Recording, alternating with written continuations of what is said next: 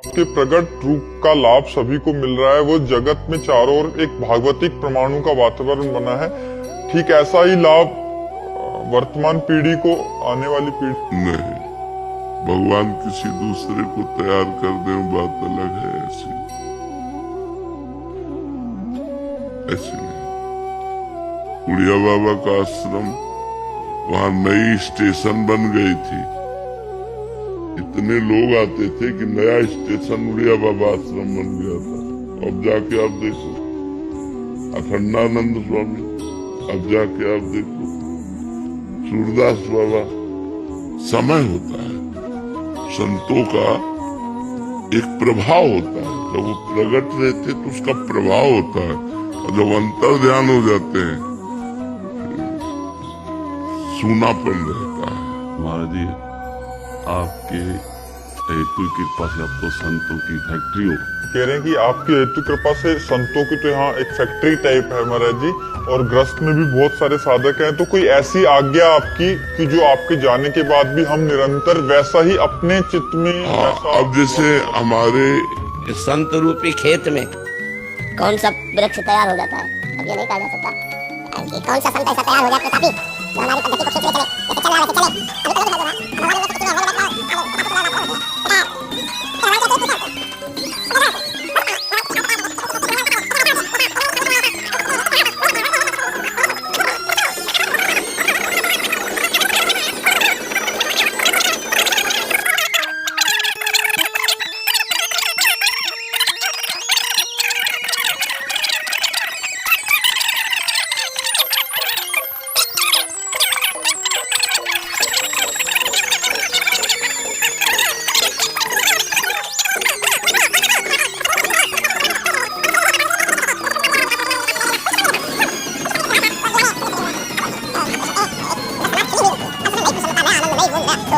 वैसे लीला कर रही है वो अवतरित होने के बाद फिर किसी दूसरे को तैयार कर दे।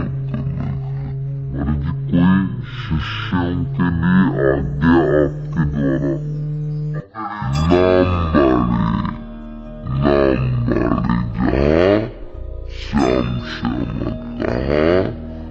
नाम बाड़ी सुनत श्याम श्यामा सुरस, नाम बाड़ी निकट श्याम श्यामा प्रगट। जो गुरु मंत्र है, जो गुरु नाम है, और जो गुरु आचरण है, आपको दिए गए आप ऐसे चलो, आप ऐसे चलो, उन्हीं पर चलता रहे तो उसको दिमाग में बना रहेगा मेरे गुरुदेव मेरे पास है। कभी भी ऐसा नहीं लगता कि हमारे गुरुदेव हमसे दूर है, हमारे दिमाग में बैठे हमारे, क्योंकि मंत्र उनका, नाम उनका, वाणी उनकी दी हुई, जीवन उनका दिया हुआ, तो हम उन्हीं में तो वास कर रहे हैं, उन्हीं से जी रहे। जैसे हम श्वास के बिना जी नहीं सकते, ऐसे गुरु के बिना अध्यात्म का जीवन नहीं हो सकता। गुरु ही अध्यात्म जीवन है, अध्यात्म ही गुरु है, गुरु ही अध्यात्म है। और जी जैसे आप कह रहे हैं कि बगीचा लगा है पूरा, तो आपके द्वारा इतना बड़ा विशाल लाखों लोग इस मार्ग पे चलने लग गए। महाराज जी हमें याद है कि जैसे बगीचा बाहर वाला लगा था, इतनी जो लता थी आपने सींच के आज एक स्वरूप धारण कर लिया।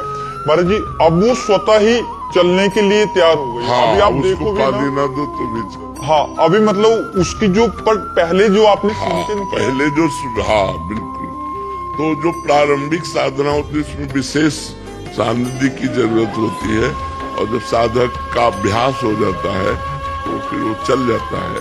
पर गुरु एक ऐसा संबंध है जो किसी भी स्थिति में हो, शिष्य अपूर्ण ही रहता है, शिष्य अपूर्ण ही रहता है, उसको कभी पूर्णता का बोध नहीं होता। सदैव गुरुदेव की कृपा की याचना बनी रहती है, आजीवन गुरु की कृपा की भीख मांगने की इच्छा बनी रहती है कि हमारे गुरुदेव हम पर कृपा करते रहे। तो क्या कभी पूर्णता इस मार्ग में कभी पूर्णिमा नहीं आती, इस मार्ग में कभी पूर्णिमा नहीं आती। यहाँ से जब कोई जाता है तो अतृप्त ही जाता है। कभी कोई तृप्त होके कि भजन से हम तृप्त हो गए, हम है सब। इसमें संतोष नहीं है। लोक व्यवहार में संतोष है, लेकिन भजन में असंतोष बढ़ता रहता, और भूख बढ़ जाती, रात दिन भजन करने पर भी भजन की अतृप्ति। तो इसलिए हर समय याचना बनी रहती कि ऐसा भजन हमारा जैसा चल रहा है निरंतर चलता रहे, तो गुरु कृपा से कोई अपराध न बनने पाए, कोई विघ्न न बनने पाए। अच्छा, कोई विघ्न और अपराध बना भी तो दौड़ के चले गए। डॉक्टर है, नजदीक अस्पताल होने पर मतलब एक भरोसा रहता है ना, तो गुरु एक अस्पताल है। महाराज जी हमसे ये गलती अपराध बन गया, हमारा भजन रुक गया, वो डांटेंगे या वो समझा देंगे या वो क्षमा कर दे, कहते ही बात सुधर जाएगी, ये हमें पक्का विश्वास है। अपनी बात सामने रखते ही वो उत्तर दे न दे, आपकी बात सुधर जाएगी, क्योंकि वो कल्पतरु है। जो कामना लेके जाओगे उसकी पूर्ति हो जाएगी। संत कल्पतरु है। गुरु की नजर पड़ते ही शिष्य का जीवन उज्जवल होता चला जाता है, उसका भविष्य मंगलमय होता चला। गुरु का सानिध्य तो अत्यंत आवश्यक है। हम चाहेंगे कि सबके गुरु का सानिध्य सबको प्राप्त होता रहे, कभी कोई अपने गुरु से विमुख न हो, कभी कोई अपने गुरु से वंचित न हो, कभी कोई अपने गुरु से प्रगट में